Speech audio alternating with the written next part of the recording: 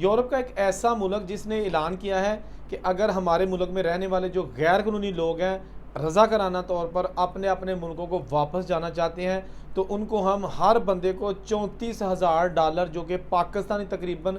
1 करोड़ रुपया बनता है, वो रज़ाकाराना तौर पर हम उसकी हेल्प करेंगे ताकि वो पाकिस्तान जाके कोई बिज़नेस कर ले या कोई काम कर ले और हमारे मुल्क से चला जाए। अब इसकी क्या तफसीलात हैं, कौन सा मुल्क है और वो पैसे कैसे मिलेंगे और कब से मिलेंगे, किसको मिलेंगे, ये आपको मैं इस वीडियो में आज बताऊंगा। क्योंकि बहुत सारे लोग थे वो अक्सर ये कहते हैं कि आप जब भी कोई ख़बर देते हैं कि जी फ़लाँ गिरफ़्तार हो गया, फ़लाँ को ये हो गया, परेशानी वाली खबरें होती हैं। तो भाई वो खबरें मैं अपने पास से तो नहीं बनाता ना, वो भी सोशल मीडिया पर ही होती हैं, गूगल पे होती हैं और हमारे पास जो बाहर के मुल्कों में सोर्सेज हैं उनसे आती हैं।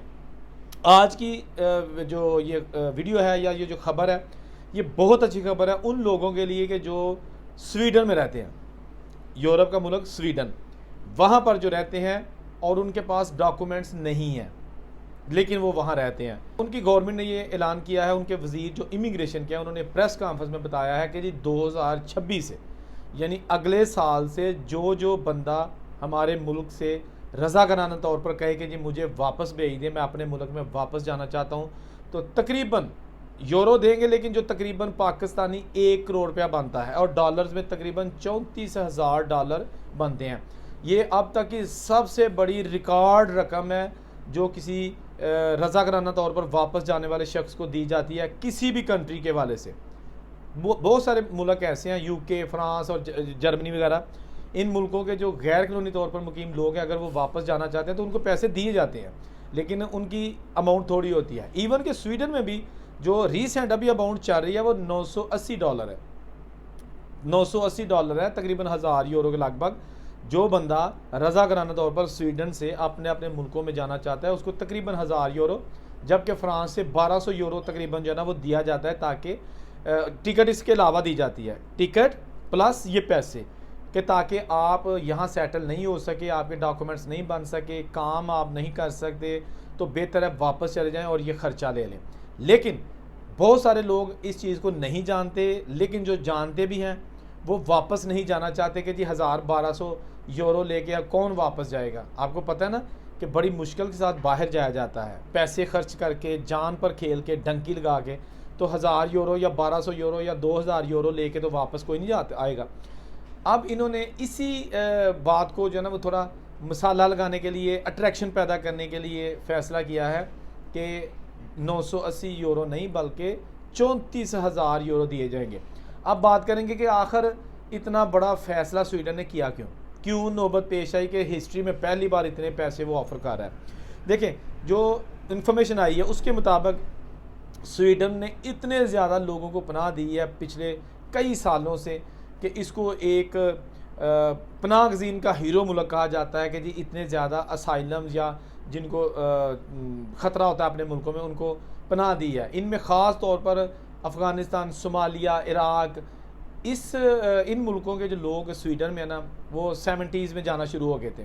और उसके बाद फिर जो है ना वो 90 की दहाई में भी ये वहाँ पे सेटल रहे या जैसे भी है रह रहे हैं। तो इन्होंने अब जो है ना बोझ जो है ना वो बहुत ज़्यादा हो गया स्वीडन पर, और बोझ कम करने के लिए ये ऑफ़र स्पेशल जो है ना अनाउंसमेंट की है। तो सोचा कि आपके साथ शेयर करते हैं कि बहुत सारे ऐसे लोग हैं जो वाकई स्वीडन में रहते हैं, मैं भी जानता हूँ, उनके पेपर्स भी नहीं हैं और उनके पास प्रॉपर जॉब्स भी नहीं है, काम करते हैं छुप कर, और अगर उनको मुआवजा भी थोड़ा मिलता है तो फिर उससे सेविंग नहीं होती, ख़र्चा ज़्यादा हो जाता है, यूरो में आपको पे करना होता है यूरोप में रहते हुए। तो ये जो अमाउंट है ना, मेरा ख़्याल है कि वो लोग जिन्हें पता है कि यार बड़ा वक्त गुजार लिया यूरोप में, 10-12 साल हो गए हैं, कागज़ नहीं बन सके,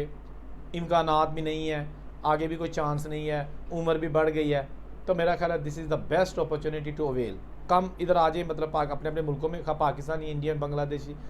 जहाँ से भी हैं, ये मशवरा है कि ये मेरा ख्याल है सबसे बेस्ट ऑप्शन है कि पैसे लें और 1 करोड़ पे पाकिस्तान में आके ना कोई काम आप कर सकते हैं कि जिससे आपकी हक हलाल की रोज़ी रोटी चल सकती है। फ्रांस में भी ऐसे ही है कि अगर आप रज़ाकाराना तौर पर वापस जाना चाहते हैं, आपका ख़ास स्टेटस इलीगल है या आप असाइलम पे हैं या आपका केस अभी चल रहा है, तो आप उनके ओफी डिपार्टमेंट से जाके बोलें कि जी मैं वापस जाना चाहता हूँ। वो आपका छोटा सा इंटरव्यू करेंगे कि जी आप कब आए थे, कैसे आए थे, यहाँ क्या स्टेटस है आपका, मामूली चीज़ें। तो उसके बाद अभी कुछ दिनों पहले मेरा एक दोस्त आया, तो वो सारी इसलिए मुझे डिटेल का पता है, तो उसने ऐसे ही किया था कि वो उनके पास गया था और उन्होंने कहा था कि ऐसा है कि ठीक है जी आपको हम, उन्होंने सारा उसकी डिटेल ऑलरेडी उनके पास भी थी, लेकिन फिर इंटरव्यू के तौर पर टाइप कर ली कि आप जाना चाहते हो। उसके बाद फिर तकरीबन 1.5 महीने के अंदर अंदर फिर वो बंदे को ना, 1 महीने से लेकर 1.5 महीने के अंदर अंदर उस बंदे की टिकट भी ख़रीदते हैं और उसको 1200 यूरो ख़र्चा भी देते हैं। और ये भी साथ कहते हैं कि आप अपने मुल्क में चले जाओगे तो आपने अगर छोटा मोटा बिज़नेस भी करना होगा तो कुछ पैसे आपको पाकिस्तान, इंडिया, बांग्लादेश, जिन मुल्कों में भी आप जा रहे हैं वहाँ पहुँच के भी देंगे। यानी 1200 यूरो तकरीबन 3.5 लाख रुपया वो आपको देंगे। इसके साथ साथ जब आप अपने मुल्क में आ जाओगे उनसे फिर रब्ता करोगे तो वो आपको मज़ीद इससे ज़्यादा रकम देंगे, यानी डबल रकम देंगे, कि ताकि आप छोटा मोटा कोई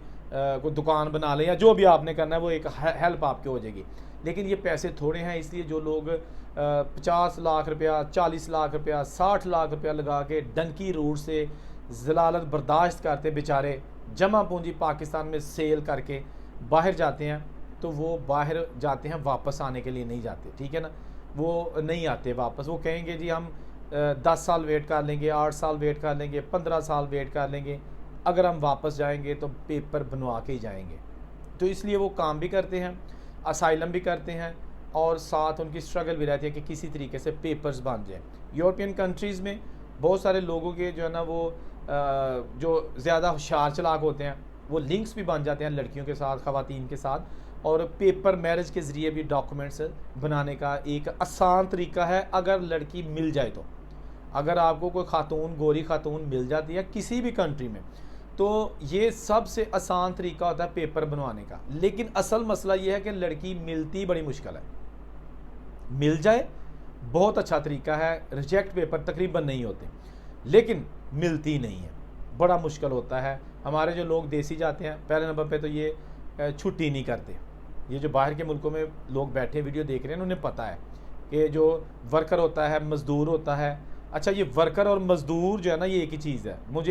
मैंने एक वीडियो में कहा कि जी हमारे जो वहाँ पे लोग मज़दूरी करते हैं और काम करते हैं, हम भी उन्हीं में शामिल हैं। तो किसी ने कमेंट कर दिया कि भाईजान मज़दूर नहीं हुंदा, वर्कर हुंदा। अब उसने कमेंट तो कर दिया, लेकिन दोनों चीज़ें एक ही हैं। इंग्लिश में उसको वर्कर कहते हैं, उर्दू में उसको मज़दूर कहते हैं। मज़दूर का एक लफ्ज़ जो है ना इज़्ज़त वाला है, ये तौहीन वाला नहीं है। लेकिन अगर आप समझे कि मैनू कोई मज़दूर ना आखे, मैं तो बाहर आया, तो फिर वो आपकी मर्ज़ी है, बेसिकली मज़दूर ही हैं, हम सब मज़दूर हैं, ठीक है। खैर अब बात करेंगे कि जो अभी दूसरे मुल्कों में लोग रहते हैं। देखिए यूके में भी ये ऑफ़र है कि अगर आप रज़ाकाराना तौर पर वापस जाना चाहते हैं तो आपको थोड़ी सी रकम दी जाएगी, वापसी का टिकट दिया जाएगा और आप वहाँ जाके रह सकते हैं। अब बहुत सारी यूके ने, जैसे कि मैंने पहले भी अपनी कई वीडियोज़ में बताया कि सख्ती कर रखी है। अभी जो कनाडा ना वो भी उन होटल मालकान या कार वाश मालकान या कन्वीनियंस स्टोर मालकान के ख़िलाफ़ ऑपरेशन शुरू करने जा रहा है जिनके पास ऐसे लोग काम कर रहे हैं कि जिनको काम करने की इजाज़त नहीं है, उनका लीगल स्टेटस नहीं है, तो उनको वो जॉब देते हैं थोड़े पैसों पे। तो कनाडा में भी जो है ना अब इस चीज़ के इशारे में रहे हैं कि हम एक ग्रैंड ऑपरेशन शुरू करने जा रहे हैं उन मालकान के ख़िलाफ़ जिनके पास गैर कानूनी तौर पर इमिग्रेंट्स जो है ना वो काम कर रहे हैं। तो ये सिलसिले खैर चलते रहते हैं। बेसिकली ख़बर आज की उन लोगों के लिए अच्छी खबर ये थी जो यूरोप में रहते हैं और पाकिस्तान आना चाहते हैं या इंडिया जाना चाहते हैं, तंग आ गया यूरोप की लाइफ से, या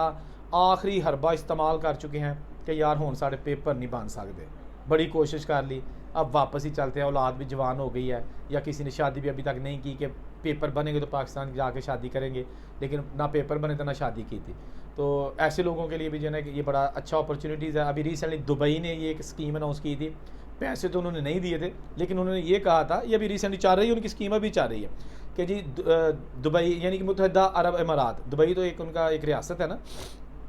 पूरे मुत्तहिदा अरब अमारात में UAE में अगर कोई वहाँ पर गया है और ओवर स्टे हो गया है, यानी वीज़ा लेके गया लेकिन वापस नहीं आया और अपना वीज़ा भी एक्सपायर कर लिया, रीन्यू भी नहीं करवाया, तो ऐसे लोगों को ऑफ कोर्स वो पनिशमेंट देते हैं, जेल में कर सकते हैं, कुछ भी कर सकते, डिपोर्ट कर सकते हैं, स्टैंप लगा सकते हैं। लेकिन उन्होंने ऑफ़र दिया है कि जी 2 हफ्ते के लिए हम एक स्कीम शुरू कर रहे हैं, एमनेस्टी की स्कीम। उसमें ये होगा कि अगर रज़ाकाराना तौर पर आप वापस जाना चाहते हैं, पैसा तो आपको कोई नहीं मिलेगा, लेकिन हम आपको कहेंगे कुछ नहीं, पकड़ेंगे नहीं, आप पे एग्ज़िट खरूज की मोहर नहीं लगाएंगे, जस्ट आप ऐसे ही वापस जाएंगे कि जैसे आप आए थे और आपका वीज़ा एक्सपायर नहीं हुआ, अभी वीज़ा है तो चले जाएं वापस, यानी इसी तरह का उनका ट्रीट किया जाएगा। और अगर आप इलीगल हैं दुबई यूएई में और आपको कोई वीज़ा दे देता है, आपका वीज़ा रीन्यू हो जाता है, कोई कफील टाइप बंदा आपको मिल जाता है, तो देन आप अपना वीज़ा जो है ना वो ऑलरेडी रीन्यू करवा के यूएई में ही रह सकते हैं। जो दो ऑप्शंस हैं, या रज़ाकाराना तौर पर वापस चले जाएं, कोई आपको पकड़ दकड़ नहीं होगी एयरपोर्ट पे, या फिर आप